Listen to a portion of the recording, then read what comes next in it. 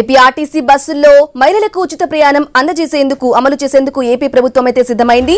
ఈ నేపథ్యంలో మహిళల భద్రత దృష్ట్యా అన్ని బస్సుల్లో సీసీ కెమెరాలు ఏర్పాటు చేయాలని మంత్రివర్గ ఉపసంఘం సూచించింది. ఈ పథకంపై రవాణా మంత్రి రామ్ ప్రసాద్ రెడ్డి, హోంమంత్రి అనిత, మహిళా శిశు సంక్షేమ శాఖ మంత్రి సంధ్యారాణిలతో కూడిన మంత్రివర్గ ఉపసంఘం రాష్ట్ర సచివాలయంలో భేటీ అయి చర్చించింది.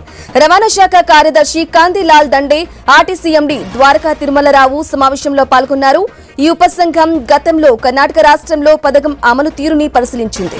అక్కడ గమనించిన అంశాలు ఇక్కడ పథకం ఎలా అమలు అనేది చేయవచ్చని సూచిస్తూ నివేదిక రూపొందించింది. రవాణా శాఖ కార్యదర్శి కాంతిలాల్ దండేకు ఈ నివేదికను మంత్రివర్గ ఉపసంఘం సభ్యులు అందజేశారు. ఈ నివేదికను బుధవారం జరిగే మంత్రి మండలి సమావేశం ముందు ఉంచనున్నారు.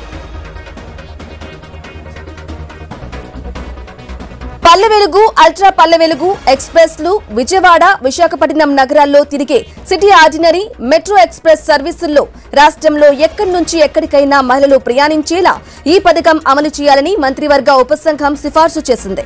అయితే అంతర్రాష్ట్ర సర్వీసులుగా తిరుపతి, చెన్నై, అనంతపురం, బెంగళూరు వంటివి తిరిగే ఎక్స్ప్రెస్ బస్సులో ఈ పథకం వర్తింపజేయాలా వద్దా అనే నిర్ణయాన్ని మంత్రిమండలికి విడిచిపెట్టారు. తిరుపతి, తిరుమల మధ్య తిరిగే సప్తగిరి ఘాట్ సర్వీసులో ఈ పథకం వర్తించదు.